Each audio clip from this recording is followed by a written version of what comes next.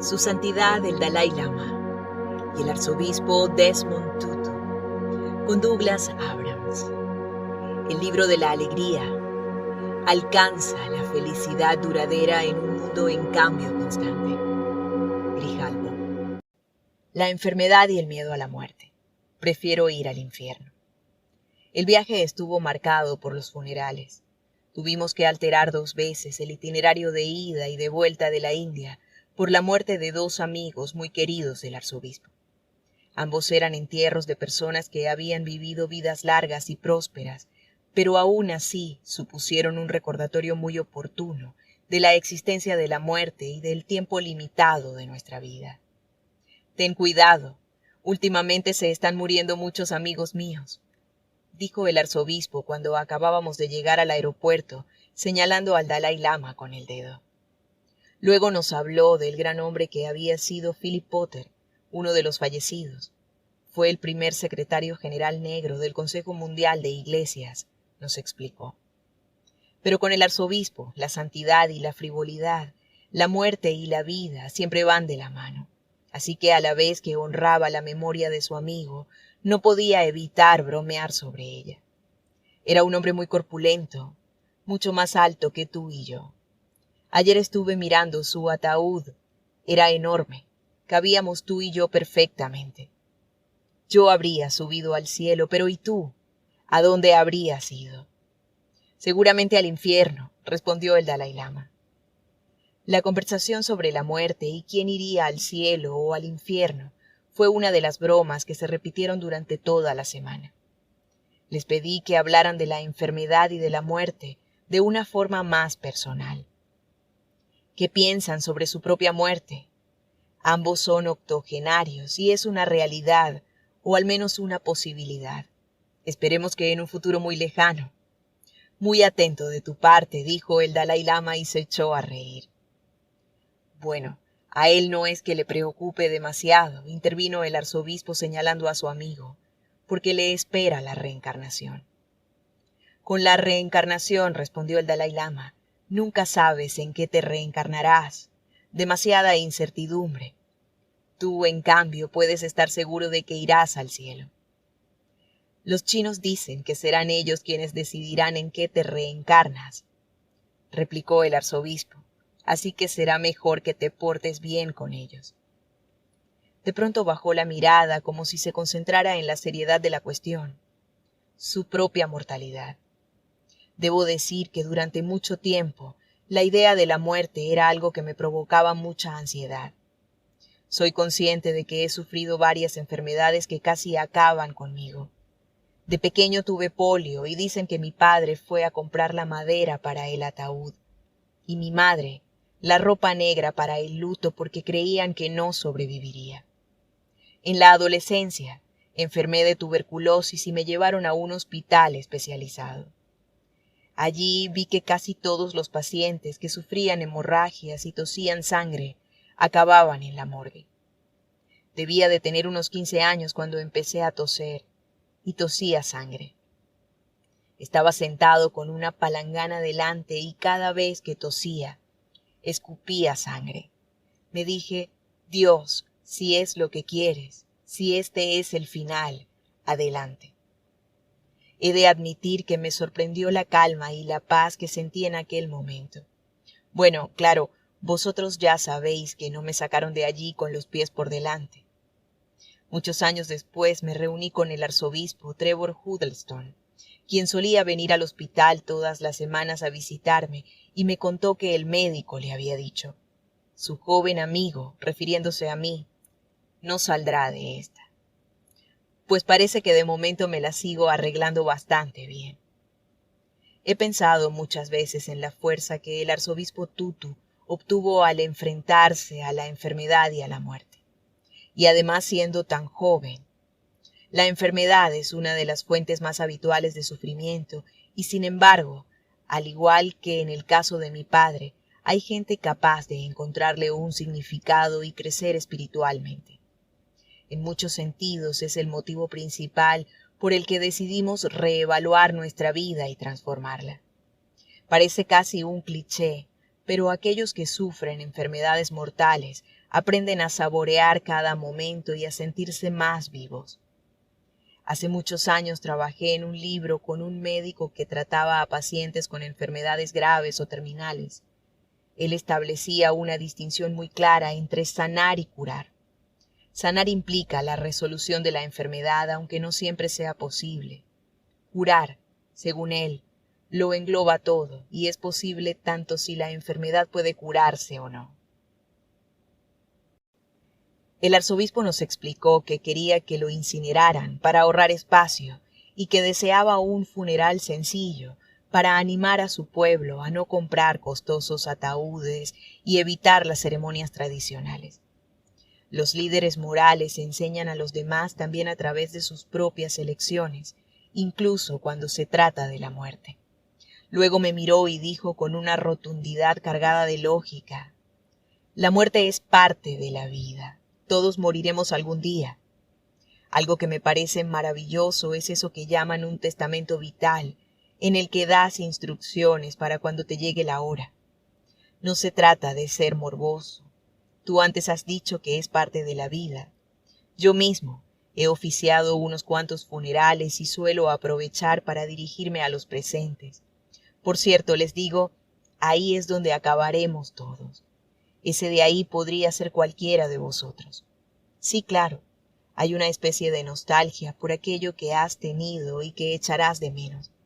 Yo echaré de menos a mi familia, a la persona que ha sido mi compañera desde hace 60 años.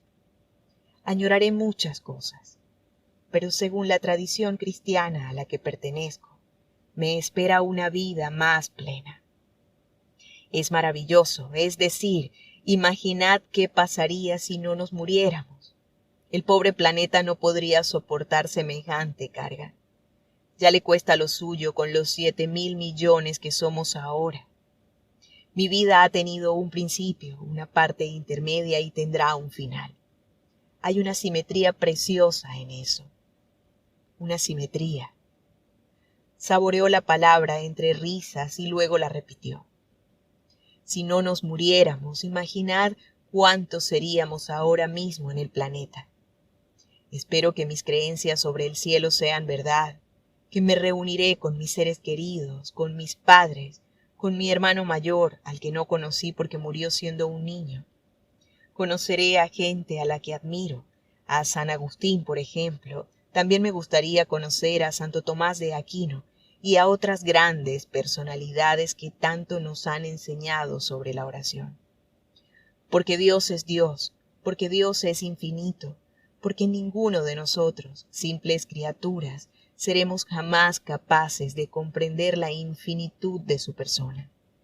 Por todo eso, el cielo siempre será un lugar lleno de descubrimientos. Los ojos del arzobispo estaban ausentes, la mirada distante. Le diré: oh Dios, qué hermoso eres, y gritaré, venid, venid y ved. Y alguien exclamará: habéis visto lo hermoso que es Dios. De pronto el arzobispo se quedó callado. Quizá la muerte en sí y el temor que nos inspira son los grandes obstáculos a los que se enfrenta la alegría. Cuando nos morimos ya no importa, pero el miedo a su llegada, al sufrimiento que a menudo le precede, y en última instancia el miedo al olvido y a la pérdida de la identidad, es lo que más nos asusta. Muchos psicólogos mantienen que detrás de todos nuestros miedos se esconde el temor a la muerte. Y los historiadores especializados en las religiones sostienen que éstas aparecieron para tratar de resolver el misterio que encierra la muerte. La vida moderna mantiene ese miedo a raya. Raramente interactuamos con los mayores o con los enfermos terminales, y la enfermedad, la fragilidad y la muerte desaparecen tras los muros de hospitales y residencias, lejos de la vida diaria. Tras unos segundos, el Dalai Lama tomó la palabra. Creo que durante miles de años el ser humano ha sentido curiosidad por la muerte, y muchas religiones han desarrollado ideas y conceptos sobre lo que ocurre después. El cielo, como tú has dicho, es una creencia preciosa.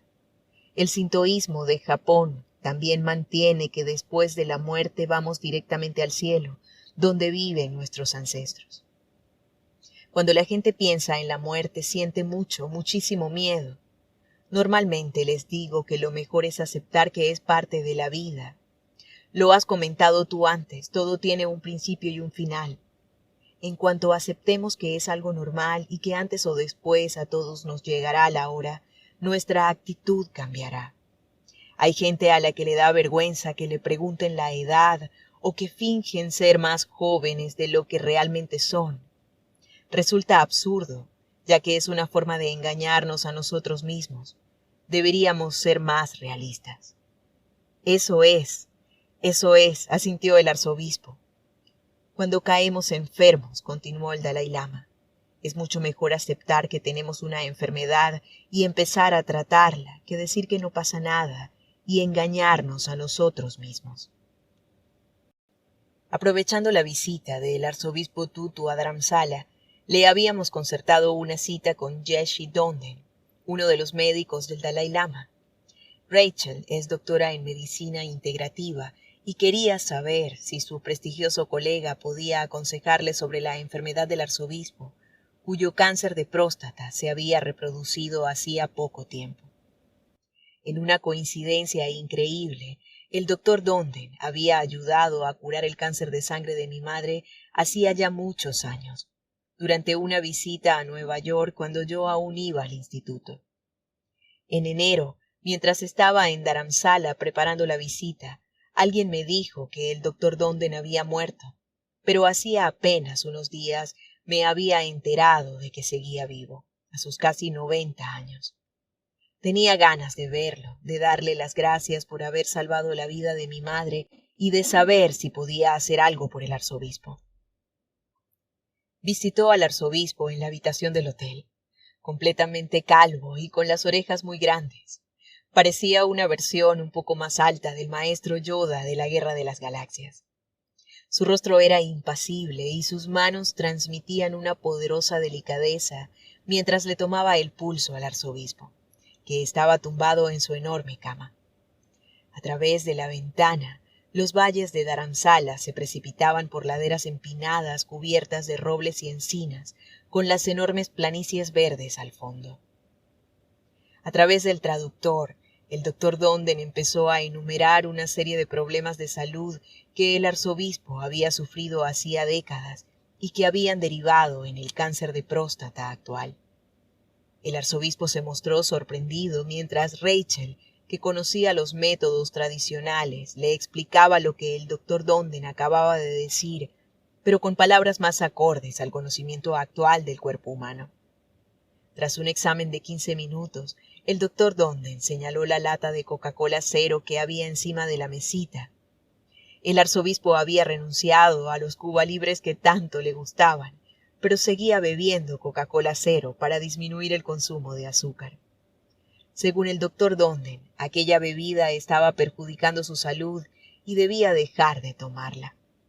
Cuando se lo tradujeron, el arzobispo se levantó de la cama de un salto y medio en broma, agitó las manos mientras decía, creo que es tarde y debería irse. Rachel le aseguró, a pesar de que ella misma llevaba años intentando que el arzobispo dejara la Coca-Cola Cero, que a sus 84 años podía comer y beber lo que quisiera. El doctor Donden hizo algunas recomendaciones más y se hicieron una fotografía juntos. El prestigioso médico y el famoso paciente, tras lo cual el buen doctor se marchó. Como budista practicante, dijo el Dalai Lama, me tomo muy en serio la contemplación de la primera enseñanza de Buda, que habla de la inevitabilidad del sufrimiento y de la naturaleza temporal de nuestra existencia. Además, la última enseñanza de Buda, poco antes de su muerte, acaba con la verdad de la no permanencia y nos recuerda que está en la naturaleza de todas las cosas tener un final. Según Buda, nada perdura. Por eso es importante que en la práctica diaria de la meditación sigamos pensando en nuestra propia mortalidad. Existen 2 niveles de la no permanencia. En el más general, la vida cambia sin cesar y las cosas dejan de existir, incluidos nosotros. En el más sutil, todo cambia constantemente, algo que la ciencia nos ha demostrado a nivel atómico y subatómico. Nuestro cuerpo está en continua evolución, al igual que nuestra mente. Todo se encuentra en un estado de cambio constante. Nada permanece estático y nada es permanente. De hecho, tal como nos lo recuerda Buda, las mismas causas que han desembocado en algo como nuestra vida, también han creado el mecanismo o la semilla que desencadenará el final. Admitir esta verdad es una parte importante en la contemplación de la no permanencia. Preguntémonos por qué ocurre esta no permanencia. La respuesta es la interdependencia que se establece entre todos los elementos, o dicho de otra manera, nada existe de forma independiente. Este tipo de contemplación forma parte de mis ejercicios diarios de meditación. La práctica ayuda a prepararse para la muerte, el estado intermedio y el posterior renacimiento. Así que para realizar la práctica correctamente, hay que reflexionar sobre estas cuestiones y visualizar el proceso de la muerte. Por último, creo que antes has dicho que los ancianos deberíamos prepararnos para la muerte y que es importante dejar espacio para el futuro, para las generaciones más jóvenes.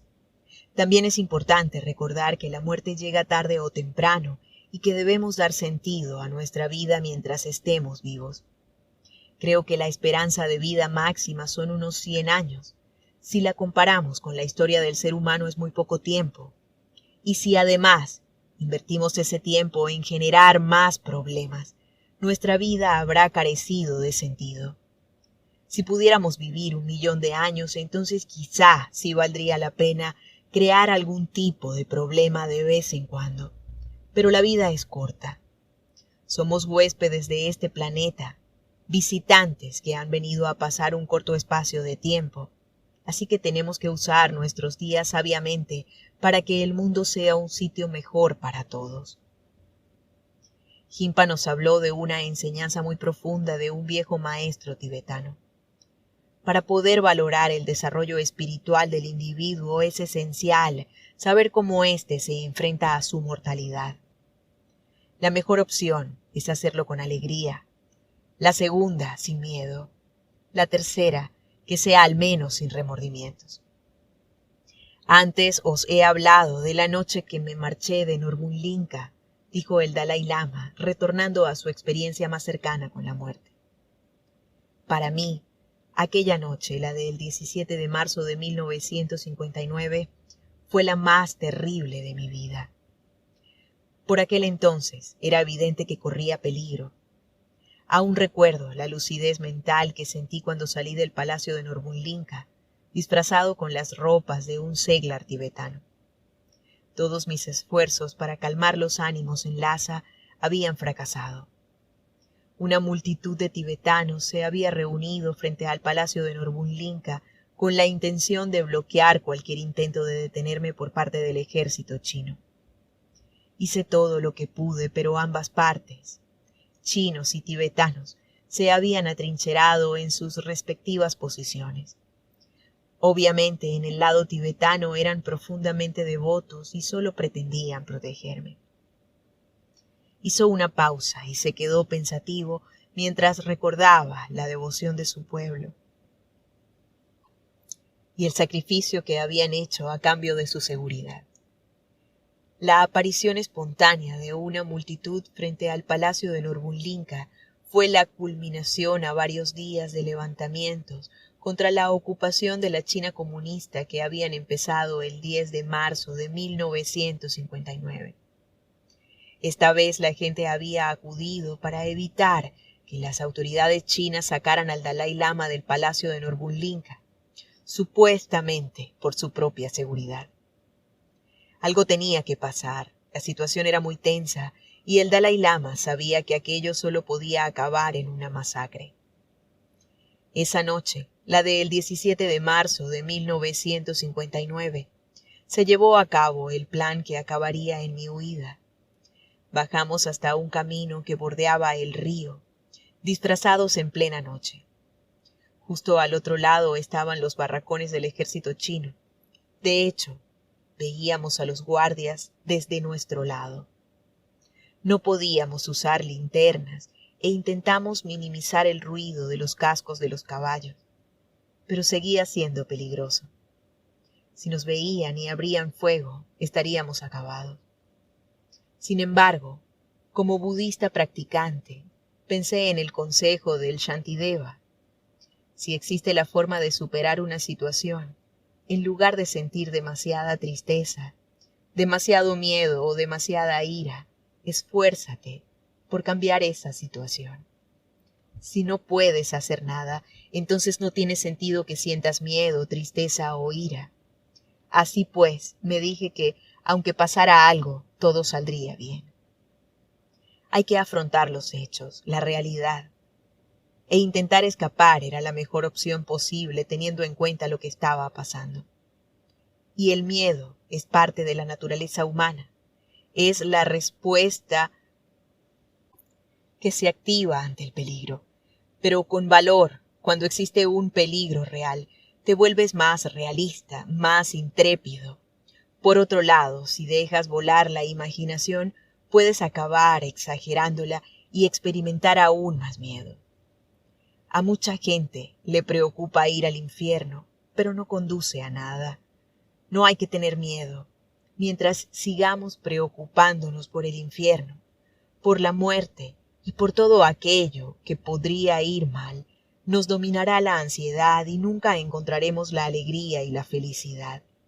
Si de verdad te da miedo el infierno, vive tu vida con un propósito, como por ejemplo ayudar a los demás.